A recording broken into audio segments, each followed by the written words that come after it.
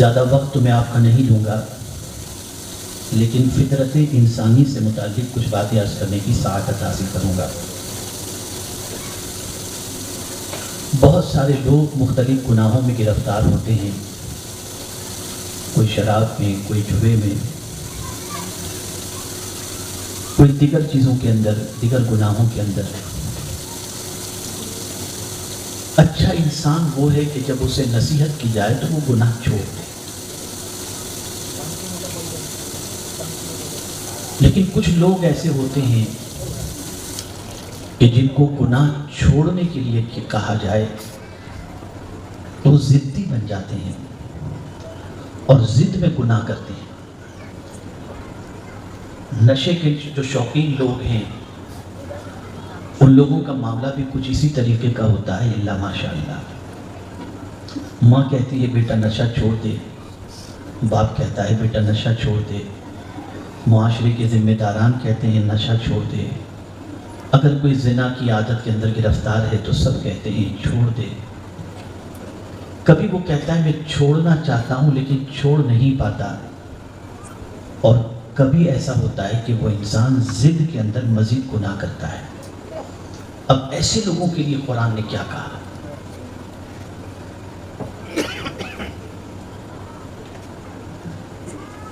ایک شخص تھا جو بڑا حسین و جمیل تھا، بڑی چرب زبانی سے گفتگو کرتا تھا، اس کی زبان بڑی چرب تھی۔ محفل کو اپنے اس کے اندر، مجلسوں کو اپنے اندر اپنی طرف مائل کر لیتا اور ادھر کی ادھر کر کے فساد پیدا کرتا تھا۔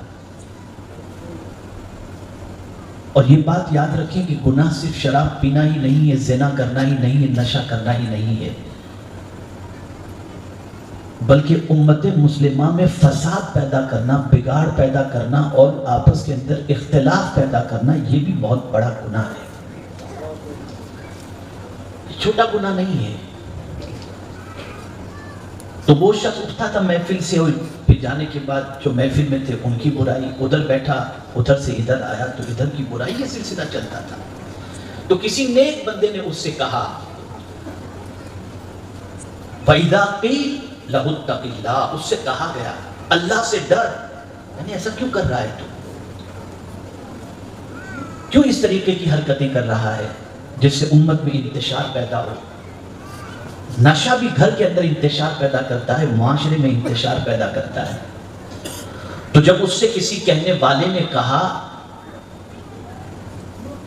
کہ اللہ سے ڈر،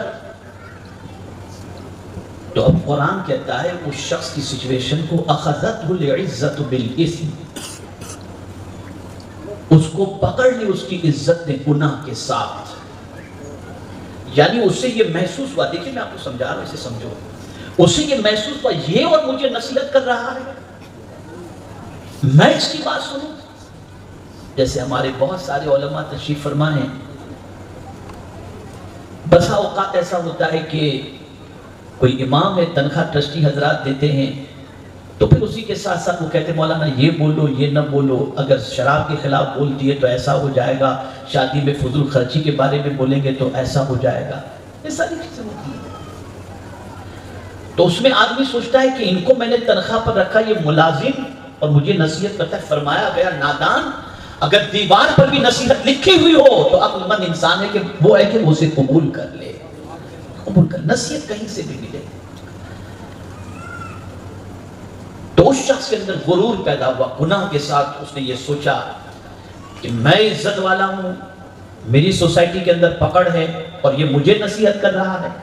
جیسے بہت سارے ڈرگز کے کام کرنے والے، نشے کے کام کرنے والوں کو آدمی کچھ کہنے جاتا ہے تو وہ یہی کہتے ہیں پولیس میری جیب میں ہے، فلاں میری جیب میں ہے، میں اگر کچھ کروں تو مجھے یہ کیسے نصیحت کرنے آ گیا۔ بعض تو یہ کہتے ہیں کہ ہمارا اس کمائی کے ذریعے ایک کام اور بھی ہے کہ ہم کما کر بہت سارے غریبوں کو کھلاتے ہیں، غریبوں کی شادیوں میں مدد کرتے ہیں۔ نادان یہ بات ذہن میں رکھ، اللہ پاک ہے اور پاک ہی کو قبول فرماتا ہے۔ ابھی کل ہی کی بات ہے، احمد آباد سے مجھے ایک فون آیا تھا اور مجھ سے یہ سوال پوچھا گیا کہ حضرت ایک نوجوان ہے جو جوئے کے اندر 30,000 روپے ہار گیا, اسے کھیلنا نہیں آتا تھا اور اس کے اوپر قرض ہو گیا. اب وہ قرض کی وجہ سے بہت پریشان ہے, تو دوسرا شخص یہ کہتا ہے جو جوئے میں ماہر ہے کہ میں اس کے لیے ایک بار کھیلوں گا اور 30 اس کے گوائے ہیں اس نے, میں 70 کما کر کے اس کو دے دوں گا. تو کیا حضرت وہ ایک مرتبہ کھیل سکتا ہے اس کے لیے, تاکہ اس کو وہ 30,000 سے نجات دلا سکے؟ میں نے کہا جو حرام ہے وہ حرام ہے. تو اس قسم کی سچویشن پوری دنیا کے اندر چل رہی ہے. تو بہت سارے گناہ کرنے والے, بہت سارے برائیاں کرنے والے, جب انہیں کہا جاتا ہے اللہ سے ڈرو, چھوڑ دو گناہوں کو, تو ان کی ضد, ان کی انا, ان کا اسٹیٹس, وہ انہیں گناہوں کے سلسلے میں چھوڑنے کے لیے رکاوٹ بن جاتا ہے اور پھر وہ اس پر قائم رہتے ہیں. اب ایسے لوگ جن کو گناہوں سے بچنے کی نصیحت کی جائے اور پھر بھی وہ اس پر اکڑ جائیں اور اڑ جائیں اور گناہ نہ چھوڑیں, ان کے لیے کیا ہے عذاب؟ فَحَسْبُهُ جَهَنَّمُ, قرآن کہتا ہے ان کے لیے جہنم کافی ہے. یعنی ایسا شخص جس کو نصیحت کی جائے اور عزت کی خاطر گناہ پر وہ اڑ جائے اور اللہ سے نہ ڈرے, تو قرآن نے کہا فَحَسْبُهُ جَهَنَّمُ, اس کے لیے جہنم ہے. اور جہنم کو پھر کیا کہا آگے جو فرمایا وَلَبِئْسَ الْمِہَادُ, کتنا ہی برا بچھونا ہے, کتنا ہی برا بچھونا ہے. اے رسول اعظم صلی اللہ تعالی علیہ وسلم کے دیوانوں, اگر عادت گناہوں کی پڑی ہوئی ہے, بد کرداری کی پڑی ہوئی ہے, برائیوں کی عادت پڑی ہوئی ہے, تو جب آپ سے کہا جائے اللہ سے ڈرو, گناہ کو چھوڑ دو, ورنہ جہنم اس بندے کے لیے ہے. اور قرآن نے کہا کیا ہی برا بچھونا, جہنم میں سب کچھ آگ ہی کا ہے, لباس بھی آگ کا, بچھونا بھی آگ کا, سب کچھ آگ کا ہے. کیا ہے کسی میں طاقت اس آگ کو برداشت کرنے کی؟ اور جب نہیں تو پھر کیا وجہ ہے کہ گناہ نہیں چھوڑ رہے؟ کیا وجہ ہے کہ اللہ کی نافرمانی نہیں چھوڑ رہے؟ کیا وجہ ہے کہ نشے کی عادتوں میں گرفتار ہو کر کے اپنی دنیا اور آخرت کو تباہ کر رہے ہیں؟ کیا ہوتا ہے؟ بہت سارے نشے کا کاروبار کرتے ہیں, پتہ چلا کہ کم و بیش 150-200 کے قریب اس چھوٹے سے علاقے کے لوگ, نوجوان, پیسہ کمانے کے لیے, ایزی منی کے لیے, شوق کے لیے نشہ کرتے ہیں. اے رسول اعظم صلی اللہ علیہ وسلم کے دیوانوں, خدا را اس سے توبہ کر لو, اس لیے کہ یاد رکھیں نشے کے اندر گرفتار انسان کی دنیا میں کوئی عزت نہیں ہوتی, کوئی وقار نہیں ہوتا, کوئی ویلیو نہیں ہوتی.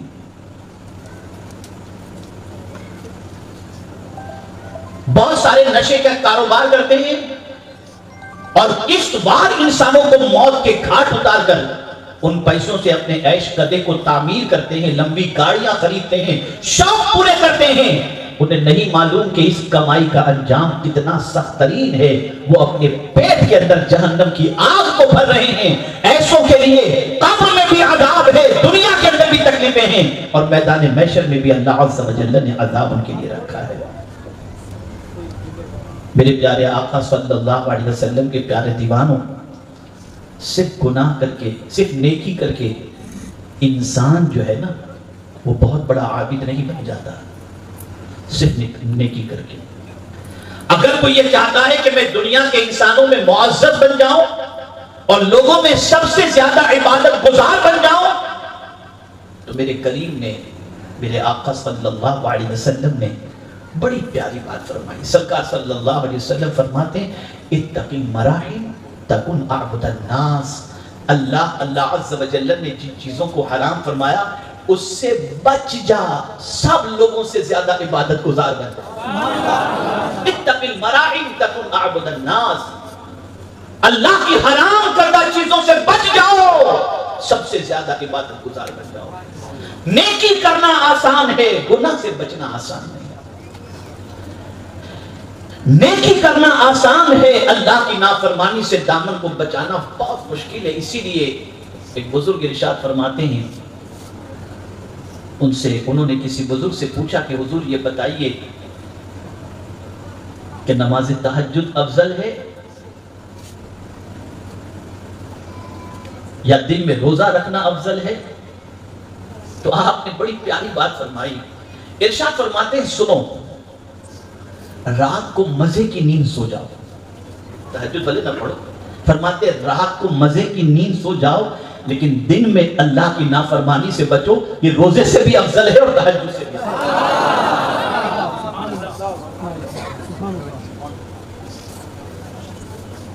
یہ جو پوری دنیا میں اس وقت پریشانیوں کے بادل منڈلا رہے ہیں، یہ جو نعمتیں اللہ عز و جل مسلمانوں سے چھین رہا ہے، انسانوں سے چھین رہا ہے، جانتے اس کی وجہ کیا ہے؟ گناہ ہے.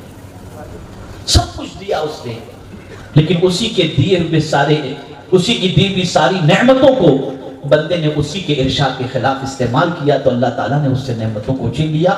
اور سب سے بڑی نعمت جو اس نے چھینی ہے جانتے ہیں وہ کون سی ہے؟ وہ ہے سکون کی نعمت. آج سکون آپ کو کہیں نہیں ملے گا. سکون کی نعمت چھین لی گئی، اطمینان کی نعمت چھین لی گئی.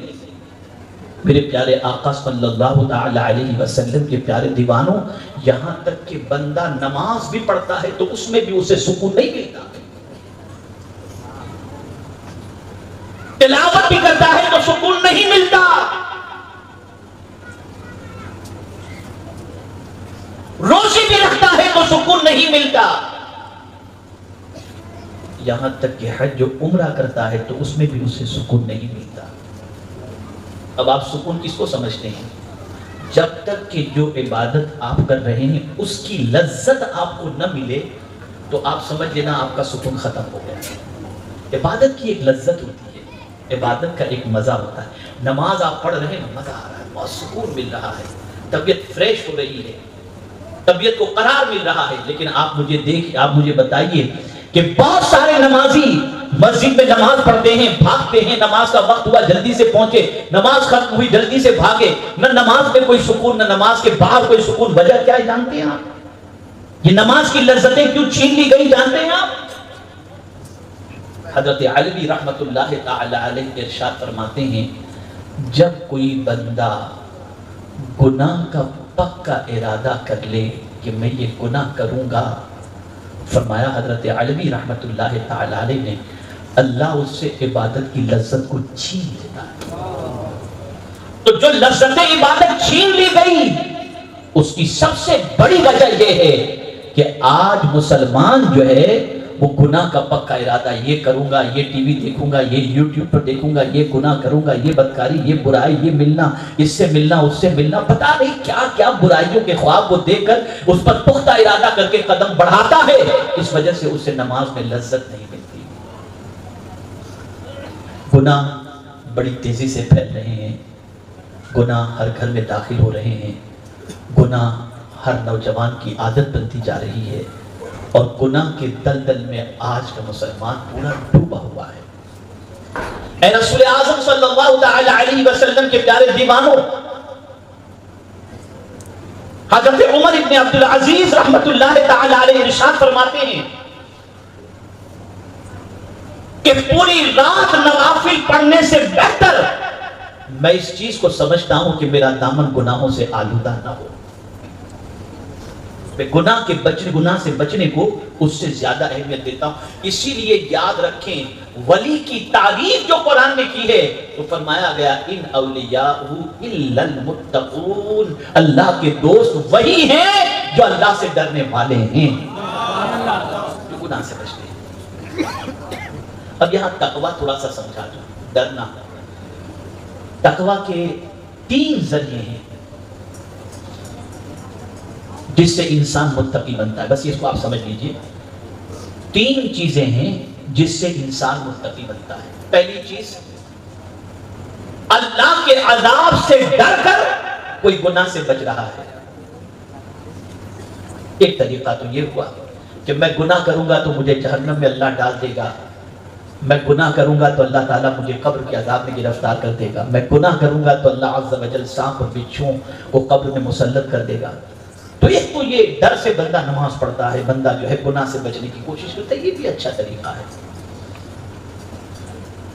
ایک طریقہ تقویٰ کے حوالے سے، تقویٰ کے حصول کے لیے، تو وہ ہے امید، اپنے رب سے امید کہ میرا مولا مجھے روزی دے رہا ہے اور وہی دینے والا ہے، اگر میں گناہ کروں گا تو میری روزی کے دروازے بند ہو جائیں گے، اس لیے میں گناہ سے بچوں۔ تو اللہ سے امید لگا کر وہ اپنے آپ کو گناہ سے روکتا ہے، گناہ سے بچنے کی کوشش کرتا ہے، یہ بھی اچھا ہے۔ اور تیسرا درجہ سب سے اعلیٰ ہے، تقویٰ کا تیسرا درجہ سب سے افضل و اعلیٰ ہے، اور وہ ہے محبت۔ کیا محبت؟ وہ محبت ہے اللہ سے محبت۔ میرا پروردگار مجھ سے کتنی محبت فرماتا ہے، میں ماں کے پیٹ میں تھا وہاں مجھے روزی عطا فرماتا تھا، میرے مولا نے مجھے آنکھیں عطا فرمائی، میرے مولا نے مجھے زبان عطا فرمائی، میرے مولا نے مجھے کان عطا فرمائے، اس نے زندگی عطا فرمائی۔ وہ ہم سے اتنی محبت فرماتا ہے کہ وہ خود فرماتا ہے کہ میرے بندے تو میری طرف ایک بالش بڑھ، میری رحمت ایک ہاتھ تیری طرف بڑھے گی۔ وہ اتنی محبت فرماتا ہے۔ تو اب جو اتنی محبت فرماتا ہے تو ہم بھی اس سے محبت کرتے ہوئے کوئی ایسا کام نہ کریں جس سے محبوب ناراض ہو جائے۔ جب کوئی بندہ اپنے رب کی محبت میں گرفتار ہو کر اللہ عز و جل کی نافرمانی سے بچتا ہے تو مولا بھی پھر فرشتوں میں فخر سے فرماتا ہے، ذرا میرے بندے کو دیکھو، میں نے اس کے اندر خواہشیں رکھی لیکن پھر بھی یہ ان خواہش کی پیروی نہیں کرتا، اس لیے کہ وہ میرا بندہ مجھ سے محبت کرتا ہے۔ پھر مولا اسے عزت عطا فرماتا ہے، اسے سربلندی عطا فرماتا ہے۔ میرے پیارے آقا صلی اللہ علیہ وسلم کے پیارے دیوانوں، کیا رکھا ہے گناہ کے اندر؟ کیا رکھا ہے گناہ؟ گناہ میں لذت تو ہے، عزت نہیں ہے۔ گناہ کرنے والا انسان بے قرار ہوتا ہے، بے چین ہوتا ہے، اس کی طبیعت کے اندر سکون نہیں ہوتا، اضطراب ہوتا ہے۔ گناہ کی وجہ سے بارشیں رک جاتی ہیں، گناہ کی وجہ سے پروردگار زمین میں زلزلے پیدا کرتا ہے۔ اے رسول اعظم صلی اللہ تعالی علیہ وسلم کے دیوانوں، تو اب کیا کرنا چاہیے؟ کیا کرنا چاہیے؟ کون سے گناہ سے بچنا چاہیے؟ تو قرآن نے کہا وَذَرُوا ظَاهِرَ الْإِثْمِ وَبَاطِنَهُ، قرآن کہتا ہے کھلے ہوئے گناہ اور چھپے ہوئے گناہ سب کو چھوڑ دو۔ ادھر تم گناہ چھوڑو گے، ادھر میرے قرب کی دولت تمہیں نصیب ہوگی۔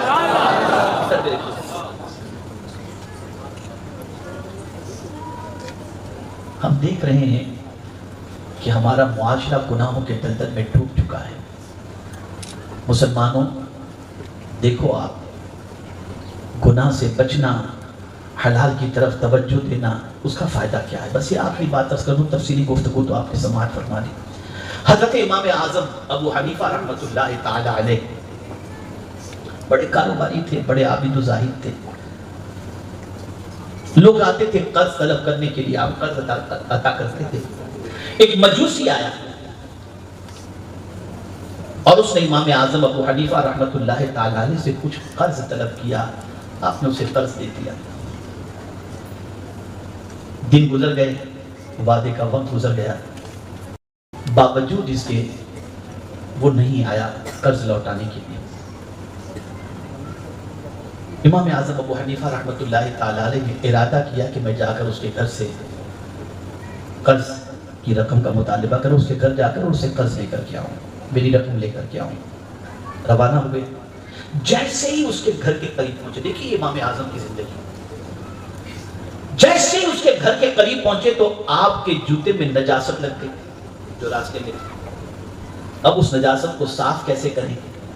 تو امام اعظم ابو حنیفہ رحمۃ اللہ تعالی علیہ نے زور سے اپنے پیر کو جھٹکا دیا تو نجاست جوتے سے نکل کر اس شخص کے گھر کی دیوار پر لگ گئی، اس شخص کے گھر کی دیوار پر۔ امام اعظم ابو حنیفہ رحمۃ اللہ تعالی علیہ پریشان ہوئے، اس کے گھر کی دیوار مجھ سے گندی ہو گئی، پریشان ہے کہ اس کی اس دیوار کی صفائی کیسے ہو۔ اگر گندگی کو صاف کرنے کی کوشش کی جائے تو اس کی دیوار کا کلر بھی نکل جائے گا۔ اب اسی شش و پنج میں ہیں، اتنے میں وہ مجوسی اپنے گھر سے باہر نکلا، جیسے امام اعظم کو دیکھا، دیکھتے ہی معافی مانگنا شروع کر دیا۔ حضور میں آنے والا تھا، میرے پاس تھوڑا سا انتظام نہیں ہوا ہے، مجھے معاف کر دیجئے، میں معذرت چاہتا ہوں اور جو ہے وہ میں بہت جلدی لوٹا دوں گا۔ امام اعظم نے فرمایا یہ سب باتیں بعد میں کرنا، میں تجھ سے معافی مانگنا چاہتا ہوں۔ کہا حضور کس چیز کی معافی؟ کہا دیکھ معاملہ یہ ہے کہ میرے جوتے کے اندر نجاست لگی تھی، میں نے پیر کو جھٹکا دیا تو جوتے سے نجاست نکل کر تیرے گھر کی دیوار پر لگ گئی، تو میں یہ سوچ رہا ہوں کہ تیرے گھر کی دیوار جو میری ذات سے خراب ہوئی ہے، اس کا تدارک میں کیسے کروں، اس کی صفائی کا اہتمام میں کیسے کروں۔ بس اتنا سننا تھا کہ وہ سر پکڑ لیا اور کہنے لگا یا اللہ، مسلمانوں میں اتنے بڑے پرہیزگار اور اللہ سے ڈرنے والے بندے ہیں۔ اس نے کہا امام میرے گھر کی دیوار کو بعد میں پاک کیجئے گا، پہلے میرے دل کی بھی دیوار کو پاک کر دیجئے۔ اور پھر وہ مجوسی کلمہ پڑھ کر کے فوراً مسلمان۔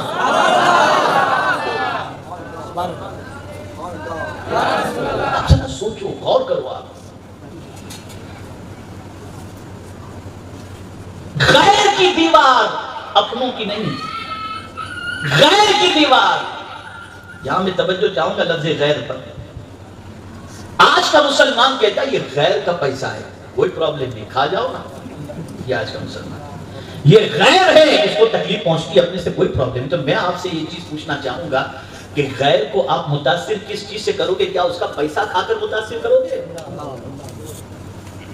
غیر آپ سے متاثر اور امپریس کیسے ہوگا؟ آپ اس کو تکلیف پہنچاؤ گے تو وہ متاثر ہوگا، یا آپ اس کے ساتھ اچھا سلوک کرو گے تو متاثر ہوگا؟ جس قوم کا مزاج یہ ہو کہ اپنے گھر کا کچرا ہی اپنے مسلمان بھائی کے گھر کے دروازے کے سامنے رکھ دے، اس قوم کو اللہ کہاں سے عزت دے گا؟ کہاں سے عزت دے گا؟ گناہ سے بچو، گناہ سے توبہ کرو، گناہ سے اپنے دامن کو بچانے کی بھرپور کوشش کرو، اور کوئی بھی چھوٹا گناہ یا بڑا گناہ یہ نہ سوچو کہ یہ بڑا گناہ اس سے بچ جائیں، یہ چھوٹا گناہ ہے کوئی بات نہیں، ہر گناہ سے بچنے کی کوشش کرو۔ اور جب تم گناہ سے بچو گے تو فرمایا گیا ادھر گناہ سے بچے، ادھر اللہ کی مغفرت کی وسعت جو ہے وہ تمہیں اپنے دامن کے اندر جگہ عطا فرما دے۔ والذین یجتنبون کبائر الاثم والفواحش الا اللمم ان ربک واسع المغفرہ، یہ قرآن کہتا ہے اگر کوئی اپنے آپ کو گناہوں سے بچائے، یعنی یہاں تک کہ گناہ کے قریب پہنچاؤ، رک گیا کہ میں گناہ کروں، میں گناہ کروں، میرے رب کی میں نافرمانی کروں، وہ رک گیا، میرا رب فرماتا ہے تیرے رب کی مغفرت بہت وسیع ہے، اے رکنے والے بشارت ہو کہ میں نے تجھے معاف کر دیا۔ تو گناہ سے بچو، اور یہ زیب نہیں دیتا کہ مسلمان نشہ کریں، یہ زیب نہیں دیتا کوئی بھی نوجوان نشہ کرے، چاہے وہ کسی بھی مذہب کا ہو، یہ ساری چیزیں تباہ کرنے والی ہیں۔ اور میں آج کے اس اجتماع میں آپ سب کو یہی گزارش کروں گا کہ گناہ سے بچو، جتنا گناہ سے بچو گے اتنے زیادہ لوگوں میں عبادت گزار بن جاؤ گے۔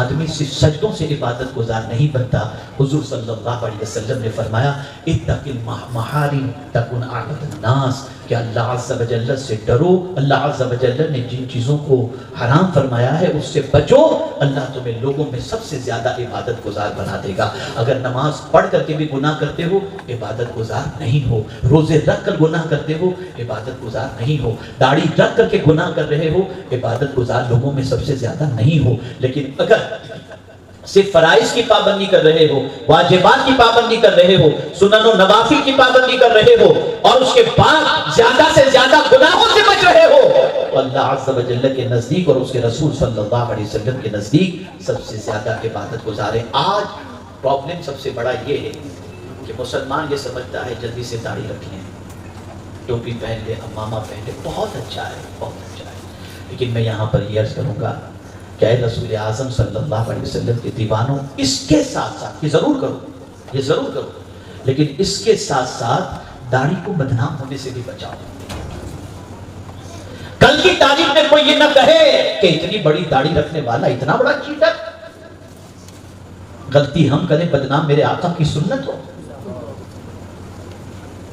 یہ نہیں ہونا چاہیے۔ تو ڈرو اللہ سے۔ حضرت عبداللہ ابن عباس رضی اللہ تعالیٰ عنہ سے کسی نے سوال پوچھا کہ حضور یہ بتائیے کہ جو بندہ عبادت کم کرتا ہے اور گناہ سے زیادہ بچتا ہے وہ افضل ہے، یا گناہ زیادہ کرتا ہے عبادت بھی زیادہ کرتا ہے وہ افضل ہے؟ تو فرماتے ہیں جو گناہ سے زیادہ بچتا ہے وہی سب سے افضل ہے۔ اور گناہ سے بچنے والے کے لیے حدیث میں کیا الفاظ آئے معلوم ہے؟ کریم علی اللہ، اللہ کے نزدیک وہ عزت والا ہے۔ اور گناہ میں گرفتار کے لیے کیا آیا؟ حیجن علی اللہ، اللہ کی بارگاہ کے اندر وہ ذلیل ہے۔ تو گناہ سے بچو، میرے کریم نے توبہ کا دروازہ کھلا رکھا ہے، پلٹ آؤ اور عہد کر لو کہ آج کے بعد اپنے دامن کو گناہوں سے آلودہ کرنے سے ہم بچنے کی مکمل کوشش کریں گے۔ میں آپ کو یقین کے ساتھ کہتا ہوں، میں یقین کے ساتھ کہتا ہوں، صرف ارادہ کر کے توبہ کی طرف قدم بڑھا کر دیکھو، قدم کے اٹھاتے ہی اللہ عز و جل عزت کے 4 چاند عطا فرما دے گا اور پروردگار گناہوں کو معاف فرما کر سر بلندی عطا فرمائے گا۔ تو میں سب سے گزارش کرتا ہوں، نشے کی عادت یا نشے کا کاروبار، یہ ساری چیزیں سے توبہ کر لیں اور ہر برائی سے، ہر گناہ سے اپنے آپ کو روکنے کی کوشش کریں۔ اللہ رب العزت جل جلالہ، آقا کریم رؤوف الرحیم علیہ التحیۃ والتسلیم کے صدقہ و طفیل مجھے آپ کو سب کو قرآن و حدیث پر عمل کی توفیق نصیب فرمائے، گناہ سے زیادہ بچنے کی توفیق نصیب فرمائے، نیکیوں کا عادی بننے کی توفیق نصیب فرمائے، اور ہمیں کہیں بھی رہیں اور وقت کوئی بھی ہو، خلوت ہو یا جنت۔ مجھے یہاں پر غوث پاک رضی اللہ تعالیٰ عنہ کا ایک ارشاد یاد آ رہا ہے، بس اس ارشاد کو ذہن میں محفوظ کر لو، اور پھر اس کے بعد اللہ نہ کرے کبھی گناہ کا ارادہ ہو نا، تو غوث پاک کا یہ واقعہ یاد کر لینا، انشاءاللہ گناہ سے بچ جاؤ۔ سیدنا غوث پاک رضی اللہ تعالیٰ عنہ سے کسی نے اللہ کے سمیع و بصیر ہونے سے متعلق، یعنی دیکھنے والا اور سننے والے سے متعلق پوچھا کہ حضور اللہ سمیع و بصیر ہے، ذرا اسے سمجھا دیں آپ۔ تو غوث پاک نے کیا فرمایا سنیے، ارشاد فرماتا ہے، کالی رات میں، غوث پاک کیا فرماتا ہے، کالی رات میں کالے پتھر پر کالی چوٹی چلنے والی جو ہوتی ہے، میرا مولا اسے بھی دیکھتا ہے اور اس کی پکار کو بھی سنتا ہے۔ تو گھر کی 4 دیواری میں یوٹیوب پر آپ کچھ کر رہے ہیں تو اللہ عز و جل سے ڈرو تو صحیح، وہ تو ہر جگہ دیکھ رہا ہے۔ کہاں جا کر کے سب کرو گے، کہاں جا کر گناہ کرو گے؟